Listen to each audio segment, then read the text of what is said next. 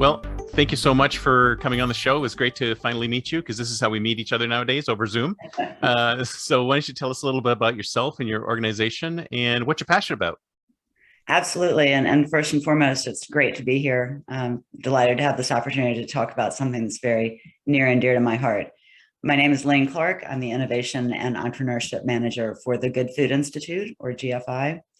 And GFI is essentially working to shift the food system away from an industrial agriculture meat production environment that is extremely harmful for the climate, for health, for food security, and for biodiversity.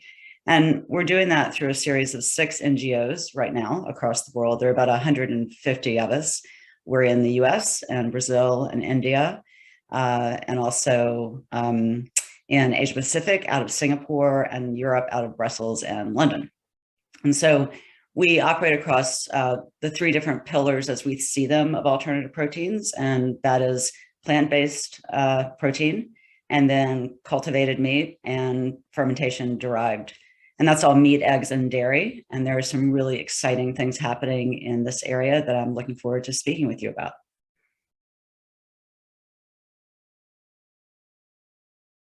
Huge task to undertake. How are you even go about starting to do something like this? Well, I think that it's a huge task, but it's one that right now has a lot of momentum because it's for us and for, I think, the people that understand the negative externalities of industrial animal agriculture. It's really not a want, it's a need, and it's not an if, it's a when. We have to feed 10 billion people by 2050. And we're not going to be able to do that with our current food system. So we have to look at alternatives. And what we've learned over the years is that people really want meat. And it doesn't really matter how much they understand about the process and how harmful it might be on many levels. They still want meat. And so rather than trying to change people's minds, we know that the right thing to do is to create food that is the same food people want, that tastes as good or better, that costs the same or less, and give them a reasonable option. Because I think people are choosing to eat meat not because of the way it's produced, but despite of the way it's produced. And so this is really an exciting precipice to be on for us. And yes, it's a little bit daunting, but so are a lot of other fields. We see this as essential as renewable energy. I think that we've seen parallels to this in the past. And look, this is a 12,000-year-old process that we're still relying on. It's time for change. And the good news is that we're not out here in a solo position doing this and screaming into the wind. We've got a lot of people and companies behind us, and even the major meat and food companies are leaning into this quite dramatically. And so we feel like we are making inroads, and we're very optimistic. Well, it seems to me that in the things that you mentioned, some of them are a little diametrically opposed, right? I mean, you've got plant-based on one side, and you've got meat culturing on the other side. And I mean, isn't GMO part of what you're doing as well? So some of it's GMO, some of it isn't GMO. I mean, how do you keep these aligned? Well, I don't think it's about being diametrically opposed. I think it's about giving people choices. So let's say I'm somebody who, for whatever reason, I just really want to eat meat, real meat from animals. Well, I'm going to have that option without the negative externalities. When we have cultivated meat, which I'm happy to talk a little bit more about how that's produced in a minute, because it's pretty fascinating. But that's going to mean I'm eating the exact same thing that I was eating before. But for instance, I don't have the risk of the antibiotic usage that is so prevalent among industrial animal agriculture. So that's a better choice for me. It's a healthier choice for me, but I'm still getting to eat meat that has all the same sensory properties of the meat I'm used to. Now, somebody else might say, I don't really need to eat meat. I want to eat something plant-based, but I don't want it to taste like the veggie burgers of yore. I want it to taste like a real burger. And so I think all of us has probably had the misfortune of some of the 1.0 plant-based options. And look, they weren't so great. They were essentially very poor substitutes. And now we're looking at biomimicking meat, even with plant-based meat. So even plant-based companies now have realized, hey, we can hire tissue engineers and we can hire meat scientists for plant-based food to try to get really close, approximate that meat experience. And, it was really people like Ethan Brown of Beyond and Pat Brown of Impossible who kind of realized, oh, wait a minute, we're going to have to get very close to this product in order to be able to shift people's opinions. And look, consumers are very funny. They'll say that they are not going to eat meat. We see that every year. We see these reports about how meat consumption is declining. Well, it's just simply not true. Every single year, meat consumption is going up. We're at record high levels, despite the fact that most people know there's a problem. But we believe strongly that it's not because they want to eat meat produced the way it's being produced. They just really want that same experience they've been having. So we're going to try to give it to them. That's exactly right. And if you ask me, we're really close. I mean, some of the Impossible meat that I've had lately has so close. But even some of the older stuff, as long as it's designed properly and you've got the right, there's this San Francisco restaurant that served this veggie burger that was so close to meat. It was amazing, and this was years ago. So I think we're getting really close to that. But are we going to get to the point where there really is no difference between these two things, and we can literally have people say, well, I'll choose plant-based today and meat-based tomorrow, and they'll taste almost exactly the same? Yeah, I think that's absolutely coming, and faster than we think. I also think that we're going to see some very interesting opportunities in hybridization. So you may have something that combines cultivated meat with plant-based meat. You may have something that has industrial animal meat with plant-based meat. These are all opportunities that have not been realized quite yet, but are very quickly coming down the pike. Interesting. So what would you say is the biggest driver for people to want to switch to something else from a consumer perspective? Like I'm a meat eater. I have steak, I have burgers. What would make me move? Yeah, I'd love to tell you that it was some high moral ground, but it's not. It's basically what's delicious. Yeah, I mean that's essentially. Now there are a lot of drivers that do have import. I mean, health is one of them. I think that we do see a lot of people switching to alternatives because they regard them as healthier. But at the end of the day, it's really about, does this taste good or not? And there's some very famous experiments that bear this out, both in the food space and out of the food space. There's a famous green bean experiment from Stanford where people are told that some of the beans are heart healthy and some of them are low fat, and it just turns out people don't care. They're just going to eat the ones that are the tastiest to them. Tastes good, yeah. And it's just same thing happened in the laundry detergent world. If they were told that it was eco-friendly, they perceived that it wasn't going to wash their clothes as well, and so they weren't as inclined to buy it. Now, those same people might say that they would buy that. So it's very difficult to dig into the true science of consumer preference. But I think most of the time people just choose things because they taste good. The other reason they might choose something, if they're looking at a meat case and they see that the plant-based burger is a little bit less or the same price, they might be more inclined because price is also a driver. Yeah, exactly. So tell me a little bit about the cultivated meat, because I haven't seen, it's not in stores, right? I mean, can anyone just go out and buy some now? I know it was incredibly expensive when it first came out. Have we gotten to the point where it's inexpensive enough for somebody to actually go out and buy some and try it out? Well, we're not there quite yet, but there have been some very exciting announcements recently that companies are beginning to unlock the secret to getting the price down, which is great. But just a little bit of history on that. Cultivated meat is the most recent of the technologies that we're talking about today. And it does require a great deal of money to get it up and running. And right now we're focused very much on the upstream challenges because consumers say that they'll try it. 70% of consumers say they'd try cultivated meat. But so that's not our issue. The issue is that we've got to get the infrastructure built. We've got to get the bioreactors up and running. We've got to get it to scale. And we have companies like Upside in California who are, just doing an incredible job at getting a good footprint for a pilot plant. But we've got to get beyond the pilot and get to scale. And that's going to take, I mean, some of the estimates are like $400 million for one plant. And so we got to have a lot of plants to make enough meat to feed the world. So how soon before we can get it to a point where it's sort of like artisanal, you may have to spend a lot of money. Faster. Like the Wagyu beef. I mean, Wagyu beef is what, $5 an ounce. So what do we need? Where do we need to get to Wagyu beef territory? I mean, how far away are we from that? I think we're looking around there. Maybe we could be a little bit higher than that because of the uniqueness of this of this product. But the reality is Singapore is already doing it. Singapore has cultivated meat in a grocery store or two. They have it in a restaurant. They have it in even in a kind of a food cart situation. But that's because the Singaporean government has gotten. Go to Singapore. I'm going to try it out. I'm going to Do. seek it out. Well, you can, and there are other opportunities to try it, but the availability of it is just not, it's not on a par with anything at this point. But it is coming, and it's coming in a way that we feel is tractable. I don't think that this is going to be some kind of uphill battle that we never get through. And we have to look at certain other industries. I mentioned renewable industry energy earlier, and a ton of money had to be poured into that to bring it to reality. But had to be is the key there. We have to do this. And I was listening to David Kaplan. He's heading up the cultivated meat group over at Tufts that was funded by the USDA. And he was saying, look, this is just, we got to do it. It's just there isn't an if, we have to do this. And I think that's kind of where we are. It's such amazing technology. We at GFI are agnostic.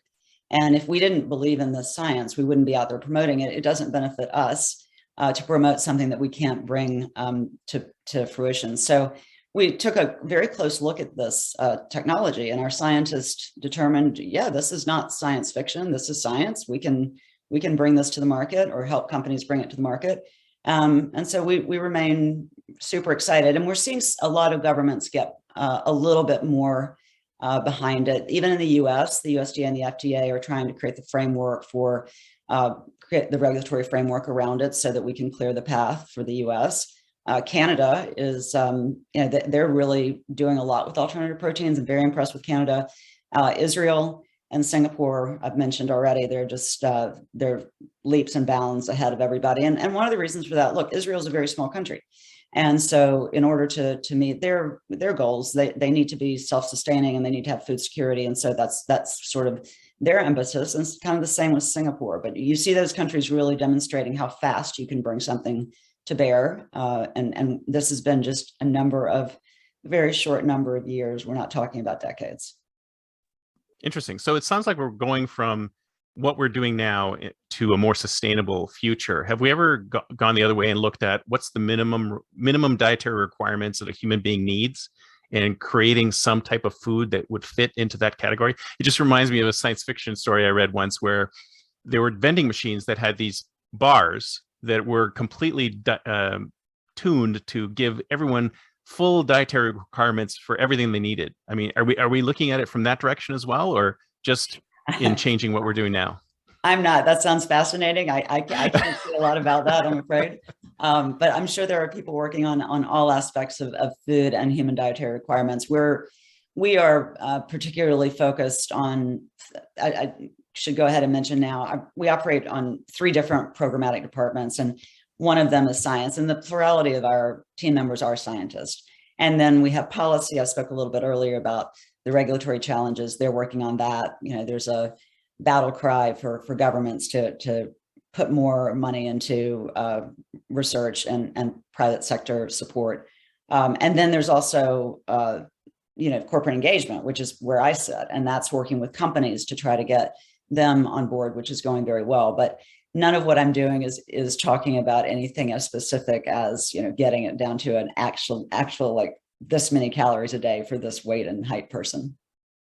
Right. Well, I would assume that it's different for everybody, right? So you'd have to walk up to it, does some kind of genetic imprint, and goes, okay, you need this, and here's your bar, right? Exactly. So we're not looking at it from because I was thinking from a housing perspective. You're like, okay, well, how much space does a human being need to live in, right? So we could actually come up with a minimum viable housing unit.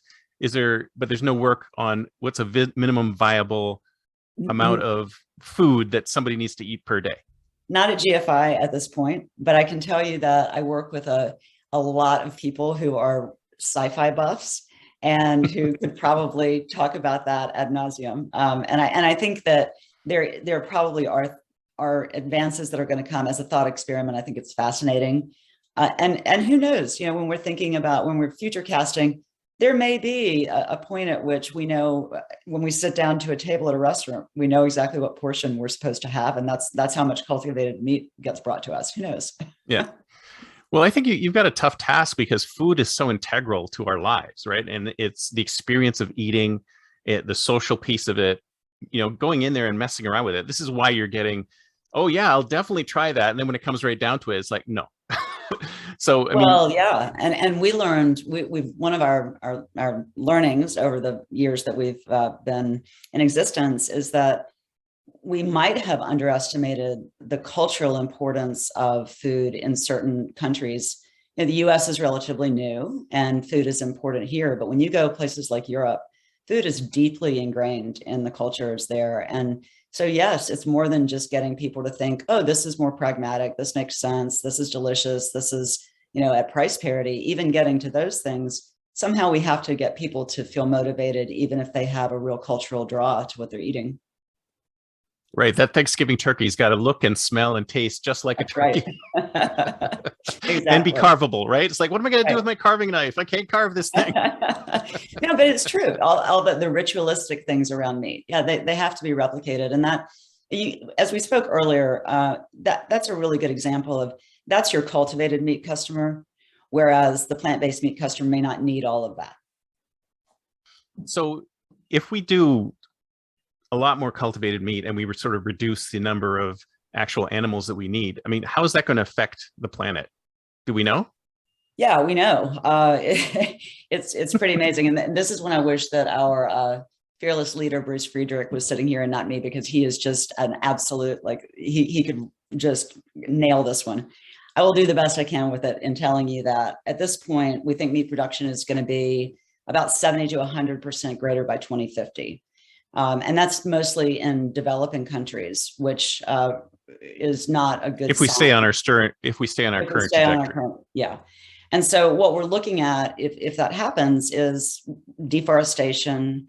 We're looking at a lack of biodiversity. We're looking at huge hits to the climate, and just we're not going to hit the Paris Accord requirements. We can't if we continue with current meat production. So in a nutshell, we're going to blow past all of those goals. And the other thing that could happen, and this one is very scary, is that antibiotic resistance is a real threat to all of us. And so much so that in some parts of the world, like in the UK, they've stated essentially that it's a bigger threat than climate change. And I think that that is possible because right now, let's say 1.5 million people are dying from antibiotic resistance. And in about 10 years, or so, we could see like 10 million people dying from it. So we have to be very cognizant that zoonotic disease, antibiotic resistant, the next pandemic is another factor that could happen if we don't go down this path. Because look, coronavirus was horrible. It sent 150 million people into extreme poverty, and it was lethal and fatal for so many people. It was devastating. But the truth is, it was pretty mild as pandemics go. It could have been a lot worse. It wasn't as transmissible as it could have been. And so we've got to get away from these situations where we are just priming the pump for another pandemic. And you look at, for instance, just in the case of chickens. So the way we produce chickens, it's basically from 3 strains of birds. It's not like there's a whole bunch of diversity genetically. So we're essentially throwing a bunch of genetic clones into a shed, 50,000 chickens in a shed, 200,000 chickens in a shed. And that is a breeding ground for disease. And so it's a ticking time bomb. Why would we do that if we have an answer? Why would we put ourselves at risk if we don't need to do that? And just in general, why would we do something that's so inefficient to produce the thing we love, and we can do something efficient to produce it? Mm-hmm. Well, it seems like, has it not gotten to this point because people feel that is it just the profitability? I mean, what makes it the way it is? Why is it the way it is? Is it because there's no regulations in that space, or is it because they've found that this is the most efficient or productive way of generating the meat?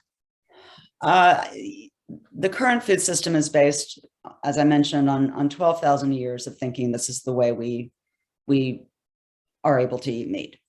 And that involves killing animals. And as we've gotten larger as a population, it's involved killing animals en masse.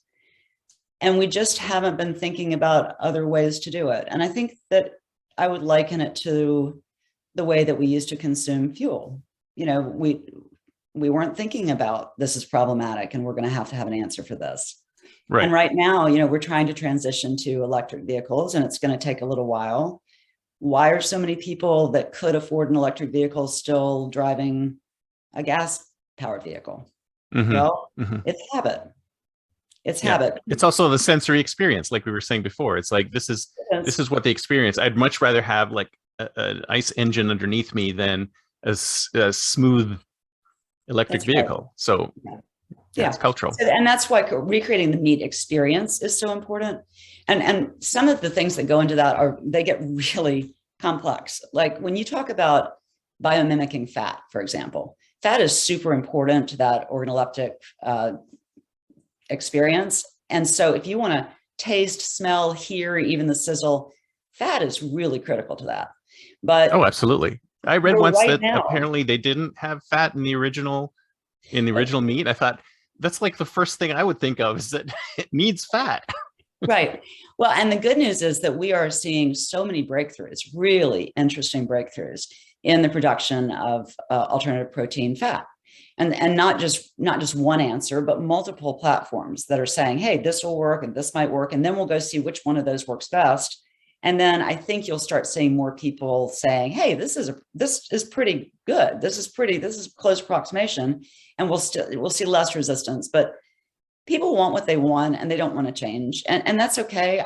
We're all human. I'm guilty of the same things, I'm sure. But that's just the way the human beings are. So why are we doing it the same way? Because it's always been done that way. Right. And the only way to come up with that new alternatives is to actually get people to say this is better. Because if it's the same, then will they change? Right. They'll just say, oh, well, I can get a steak. If this is not better than steak, then right. Are we looking at that as well? I mean, improving upon? Well, so this is where it gets interesting. So our theory of change is not that we need to convince the individual person to make a new choice. Our theory is more that we create something that the market embraces at scale, that the biggest food and meat companies embrace at scale. And then the consumer follows when the options are there. And so I think that yes, taste, yes, price, yes, accessibility, all of those things have to come together. That's the magic formula. But behind the scenes, we've got to get scale. We have to make this not niche. And then when it's not niche, you see more people adopting it. So back to the example of electrification of vehicles, if you go on the car lot and everything except 3 cars is an electric option, you're more likely to buy the electric option. So we want the market to fully embrace this. And the good news is they are. Like the 5 largest meat companies. So, you know, you have the JBSs, the Cargills, the Smithfields, the BRFs, and Tysons. Of those companies, they're all leaning into plant-based, and 4 of them are making significant investments into cultivated. And this is smart. We see this as them realizing that the hardest part of the whole process, the most inconvenient part of the whole process, is the animal. So get the animal out of there and use your position in this huge industry. Use the fact that you know everything about meat, you know how to make it, you know how to manufacture in a way that is appealing to the consumer, you know how to sell it, you have the supply chain locked down, you know, you have the relationships with the grocery stores and fast food restaurants. This is smart for them. And the really encouraging thing is, like with JBS in Brazil, we're talking about Brazil. We're talking about a place that really talk about culturally embracing meat. I mean, this is GDP or something insane like that. And here JBS turns around and says, you know what, we're going to put $100 million into, we're going to outright buy a cultivated meat facility. I mean, this is amazing to me and so encouraging, because we never were about talking to vegans and vegetarians. We don't care. We don't care if you're vegan or vegetarian. We're not trying to move everybody to a vegan or vegetarian lifestyle. We want the world to stop doing something that is literally lighting it on fire. Yep, absolutely. Absolutely. So can you go into a few of the other things? You mentioned fermentation is one of the, so you had the alternative proteins and you had fermentation, and there was a third one, which I've completely forgot because my notes are plant-based, terrible. Which is just, no. Plant-based, fermentation derived and cultivated. And we've talked a lot about plant-based and cultivated. And I want to say, before I go into fermentation, these three are the three we see right now. What's going to happen over time is they're going to morph. I talked about hybridization. We're going to see some of these things kind of change over time. Also, I don't know what the consumer nomenclature will be for these. I'm about to tell you a few of our phrases we use right now, but those are probably going to change. So right now, fermentation is broken into traditional and precision fermentation and biomass fermentation. And all of these essentially are using single cell fungi, bacteria, mycelium, and other microbes as a bioproduction platform to kind of produce high value functional ingredients. So those might be fats or proteins. It's really enabling technology that can cross platforms. So the product of fermentation may end up helping a plant-based product to have a better fat component. It may end up helping cultivated meat with marbling or something. It may help with taste. And there are all kinds of really interesting ingredients that are being introduced through fermentation. And fermentation is really an ancient practice that is being retooled a little bit to use in food. But we've been using fermentation forever. I mean, you think about things like, oh yeah, I mean, but it sounds like a miracle that this thing can create so much. It's kind of a miracle. These little cell factories are miracles. And so are the scientists that are working on them. I have to say, like, this is a really exciting time in the world, and it certainly bodes very positively for getting faster to where we need to be. Because in some of these situations, like with the biomass fermentation, you're talking about growth that can be on the level of tripling, quadrupling in a number of hours. I mean, it's pretty fast to get scale. So that's pretty cool. And then precision fermentation, we're just seeing some of the real impact in the dairy area, and that's pretty exciting. There's a company called Perfect Day. They have Brave Robot ice cream. I don't know if you've tried it, but it's good. I love the sound of that. Where's it available? I want to get some of that robot ice cream. Question. I'd have to look at. Is a robot scooping it, or is a robot actually creating it? Right. It is where you are, so you do a little. Oh, nice! And find it. I gotta try it. I've already tried robot coffee. Now I need to try robot ice cream. I haven't tried robot burgers yet, but it's this is essentially using precision fermentation in the whey ingredient. So we're just seeing a lot of promise, and then there's also the traditional, which is sauerkraut, kimchi, beer. And then the biomass that I mentioned earlier, and I hope I haven't misspoken in the last 5 minutes because I'm even confusing me now. Fermentation is a little bit complex. The biomass fermentation is more when you would look at like corn, the company QUORN, which most of us have had experience with. And so we've seen a lot of fermentation to create minced products. And so that's burgers or sausage or chicken nuggets, but we haven't seen a lot of fermentation yet to create the whole cuts that many of us are sort of looking at as the holy grail. So I think you're gonna see that come into play very soon. We have a lot of companies, emerging in this. I think, forget at last count, but it's 70 or something companies working on. Wow, I want to eat that steak. Can you send me a list? Well, actually, you can check out our fermentation state of the industry report, because it does list a lot of the companies that are working on this. Nice. And you can have a very enjoyable trip down the rabbit hole of just Googling each one of them. And I'll totally share that, and I'm definitely going to go down. I want to try this stuff. I mean, it's funny how many people out there are like, oh, I'm not interested. But this is probably. I mean, it's probably even better than the stuff we're eating now. I got to tell you, like, I was at a conference last week, and I had an opportunity to try some things I hadn't tried yet. Man, they were really good. Like, not just like, oh, that's pretty good. They were really good. Now, cultivated meat, I was listening to another podcast, and somebody was talking about trying cultivated meat, and the podcaster asked, well, how did you like it? And he was like, well, I mean, I'd like to say it was earth-shattering, but it was chicken. It tasted exactly like chicken, but it was chicken. So it's a success. It tasted exactly like chicken. Right. Exactly. But you see, here's the thing, where we can make it taste even better. Like, if somebody's taste buds are like, oh, they like slightly more fat in their meat, you can say, let's dial up the fat a little bit, or let's dial this up and down. And you can have you can eventually get to the point where you have customized meat. Like, oh, I like my Well, burgers to be fattier, so boom, there you go. there are all kinds of parameters Incredible. that you can tune with this Yeah, technology. And it's like buying a coffee from Starbucks. Here, yeah, here's my exactly. order. Maybe there'll be a meat bar and you go up there and say, I want, Yeah, meat bar. Yeah. So I'd like to take 1 minute just to talk a little bit about, you mentioned GMO earlier, and I just got to say, It's like the boogeyman. I mean, everyone says, "Oh, GMO I is so hate bad," but demonizing science. Like I yeah, hate demonizing exactly. science. It's just so ridiculous. Um, I've lately seen more and more posts about, oh God, this bioengineered food label. Oh my God, oh my God.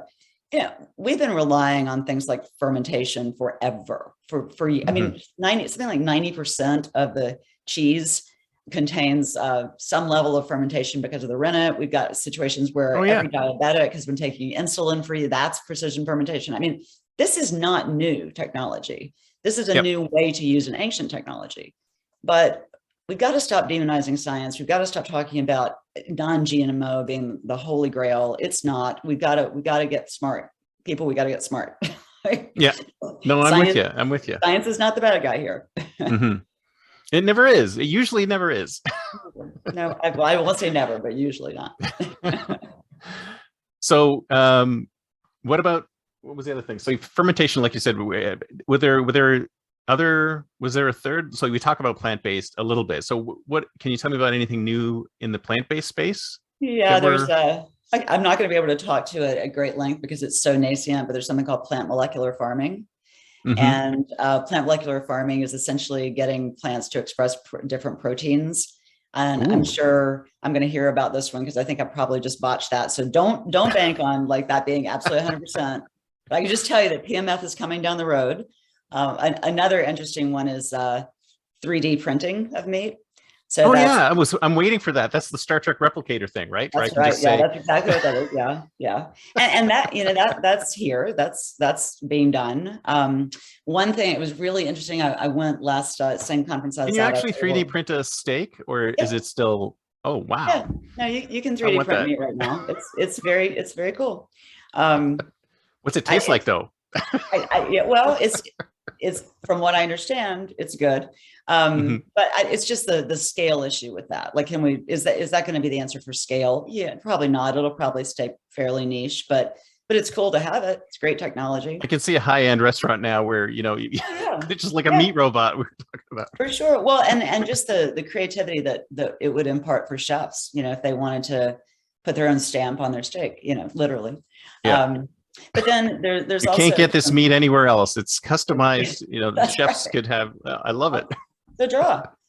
And then this is a little bit out there, but not really. It's just very interesting. Went to a company in New York, Helena, and they're making human breast milk alternative protein. So Interesting. yeah, that's an interesting one too, and that makes a lot of sense when you think about what just happened with the formula shortage. I mean that's kind of a cool thing that we could maybe have as an alternative.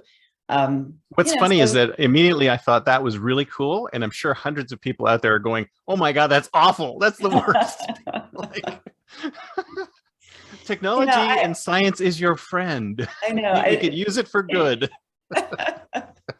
I have a lot of look. I'm an optimist. I wouldn't be where I am with GFI if I weren't an optimist, because if you focus on all of the negative externalities that are going on, it is really depressing. I mean, listen, we Yep. are not headed in a good direction. This is a little bit of crazyville, but people aren't sitting up taking notice that there are climate change deniers, that there are people out there that aren't hearing the resounding bell, the call to action. But I think that we'll get there. And I think there are enough very industrious, innovative, smart, driven people working on this problem that we're going to get there. And here's the other thing that's very encouraging. The investors are lining up. Hmm. So we have a lot of interest in putting serious money into the space. And without that, we all know nothing happens. So Yeah. I'm happy to say we've got a very robust investor community that is not made up just of specialists, but they're generalists out there who are taking note and saying, hey, this looks like a good opportunity. And when you get into some of the infrastructure needs, we're going to need those investors and they're going to need to see great return for their dollar.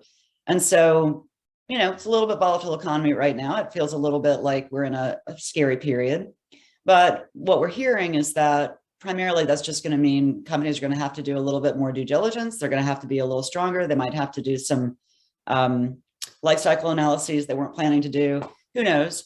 But the strong, good, best players will still get funded. And we don't see this as meaning there'll be a slowdown in the pace of progress. That's good. So one more thing before we go into the future, bugs. Are we eating bugs yet? Are we going to eat bugs? We're eating bugs now. Where's the alternative bug protein thing? Oh, I know. It's like, didn't they say somewhere that, the average human being eats X amount of bugs a year anyway, because they fall into food and stuff like that. So yeah, exactly. I'm assuming that there's a healthy market in the alternative bug protein space. Where's that going? I think there is, but I have to tell you, we are very intentionally not inclusive of insect protein. And right. The reason for a lot of people have issues with it. Well, the reason we're not, and this goes back to our basic premise, is that the majority of the insects being farmed are being put into feed for livestock. Right. And so if we spend a lot of time and effort promoting the feed and livestock or feed for livestock industry, then it takes us away from what we need to be focusing on that does not have to do with growing animals for food. So right. It's a little bit of a different angle than you would think. And listen, I support anybody who's trying to do something good for the climate and the environment. But it's sort of we've chosen very, very specific lanes to focus on and stay in, and insects just aren't one of them. Right. Well, that's good, because I think a lot of people are turned off by that concept. And if you think about it, there's so many other things you can do. You don't need to go down the insect path, right, to find alternative proteins. It's not necessary. You don't. Right. So it's time to think like a futuristic. Sorry, go ahead. Yeah, I wanted to mention one quick thing, and that is that even though we don't spend a lot of time on it at GFI, we certainly do work with some of the companies that do, and we're very happy about what's happening in the pet food industry. And I just want to add, there are some really interesting people doing alternative proteins in pet food. So that's a great turn of events. I don't know if my cat will like it though, so we'll see. Your cat finicky. Will like cultivated meat someday. How's that? he likes fish. So, all right, it's time to think like a futurist. Year 2032, 10 years from now, where do you think we're going to be in 10 years? Where do you think we're actually going to crack the nut of having the majority of meat in the store being cultivated? 10 years. Let's say maybe we're seeing a little bit of galvanizing around estimates that fall more like 10 to 15% of the market. Mm-hmm. And I think that's probably optimistic in terms of where we need to be with the upstream challenges. The big linchpin here is going to be, what do countries like China do? Right. If a country like that decides to get behind this technology, we could see a increase that blows us away. Mm-hmm. What are the chances of that happening, though? Your guess is as good as mine on that one. I really don't know. And there are a lot of unknowns out there. So while we know that cultivated meat is coming, we can't say the percentage for sure, because we don't know what's going to happen with other governments. So when we get to the point where we actually have scale, I mean, how much money it'll be cheaper, won't it, to use cultivated meat than what we're doing today? We hope so. We certainly hope so. That is the goal. I don't know what year that's going to be, but that's what we're working towards. And that's where we think we need to be for it to make sense. And all I can say is these big meat companies and big food companies that are getting behind this must believe that's true, or they wouldn't be getting behind it. Because if you think about everything that goes into actual current meat creation, all of that stuff just disappears, right? But I'm assuming you have to spend money on other things. But if you get to the point where you're 3D printing meat and you're creating the molecules that go into the meat, et cetera, that's got to be a less expensive process than everything that needs to be done to manage all these animals. Chris, it's 9 calories into a chicken to get 1 calorie out. It's 40 calories into a cow to get 1 calorie out. And then you've got to deal with all of the operating the farm and operating the slaughterhouse and all that. I mean, this is a really messy, fragile system. So yes, overall, we're going to get there for sure. I hope it's faster, and I hope we have the governmental backing, because in the end, the governments around the world have to get behind this to make it happen. It's going to be too expensive to just come out of the private sector. So is that going to have to be the tipping point? Is that we get the regulatory pieces or the government's pushing it as opposed to consumer demand, or like what is there something that we need to happen for it to just sort of start going downhill? I think the regulatory challenges are critical. Without the clearance, the governmental clearance, then it's going to be very hard to get it into consumers' hands. So we definitely need the consumer demand, but more than that, I think we need the clearance so that we can get out there, get it on shelves, get people used to eating it. And that's true of any of these products. I mean, we want to work closely with these governments to make it a pleasant experience, where our policy team works very hard to make sure that this is smooth and that the transition, the shift away from the current food system is one that's not painful, and that actually is in the end, a very positive thing for all these governments. And for the big meat companies and the big food companies that adopt it, hey, the world is moving towards sustainability. This is a great feather in your cap. Look at us. We were early. We knew. We saw this coming and we got on board. Right. Excellent. So if I were thinking about going into the space as a startup, is there a specific area within the space that's sort of begging for more work, for more innovation? Yeah. So it's a great question. And I think that we're seeing some white spaces emerge right now that are not surprising given what we've been talking about. The infrastructure side really needs attention. The CPG end of things, I think we are rocking and rolling. We have a lot of people out there creating products, and you've seen it in, I'll give dairy as an example. I mean, so many different kinds of milk. And we've seen what happens when consumers have that choice. They start using different milks for different use cases and getting different favorites for their different times of day or whatever it is. And so, there's plenty going on there. There's always still need a good alternative milk for frothing. I can't find one yet. I mean, everything I've tried so far, it's like I have to go back to the old standby. It's like there's got to be some hybrid milk or something like that. Keep with it; they're coming. But I think that in terms of where the opportunity is, yes, we love CPG products. We want to see more of them. That's all great, but we need to lay the groundwork for how we're going to get to scale.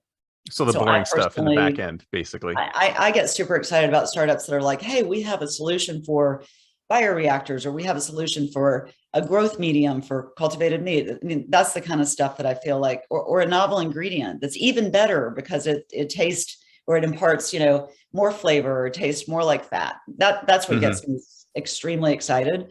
That is not to say that I don't love these companies who are coming out with products, because I get like stupidly excited when I have a new product to try in this category. Me too. I love that kind of stuff. Yeah, it's fun. Well, that's what you want. You want to build excitement, right? You want people to say, this is cool. This is interesting. I want to try that. Yeah, I tried an ice cream eclipse, and I loved it. I loved it. And I got back home. I live outside of Washington, D.C., and I got back home, and it's nowhere around here. And I'm so frustrated. I mean, I shouldn't say it's nowhere. It's in D.C., but I'm about an hour out. And what's it made out of? I love it. An hour's a bit far for ice cream. What was it made out of? Is it plant-based, or is it what? Yeah, it's plant-based. And it's just, it's a really cool addition. And I know I've focused on ice cream twice now. You can tell what I'm very excited about. I love ice cream too. So, well, full disclosure, I am a vegetarian. I'm actually more recently a vegan, but I've been a vegetarian since I was 11. So I'm a terrible person to ask about whether something is on a parity with a burger, because I haven't had one forever. Right. Man, this is awesome. So thank you so much. This has been great. So if somebody wants to get in touch with you, what's the best way? You said there was a list of restaurants and stuff like that. So you can just send me all that stuff. But is there any other, what's the best way to get in touch with your organization? You and your organization? Absolutely. So my email is lainec@gfi.org. So lainec@gfi.org. I really want to plug one thing before we go. We are totally open access to all of our research.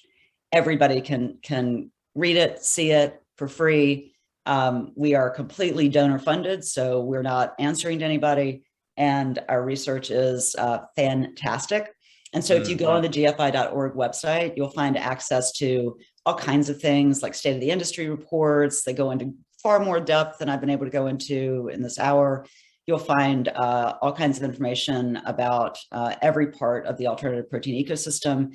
You can get lost on there for hours. It's wonderful. I love it. I'm going there.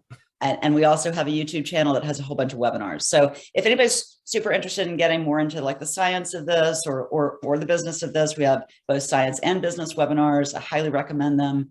And we love especially to hear from startups. We have some really terrific resources for companies, both large and small. I'm a little focused on startups because of what I do, but no matter what size the company is, we'd love to hear from you. Nice. Fantastic. I'm going there and I've got an idea for a food startup. So I'll run it past you later. Okay. Thank you so much. Email me, Chris. I will. All right. Thank you so much. Talk to you soon. Thank you. It was great. Bye. Bye. Bye.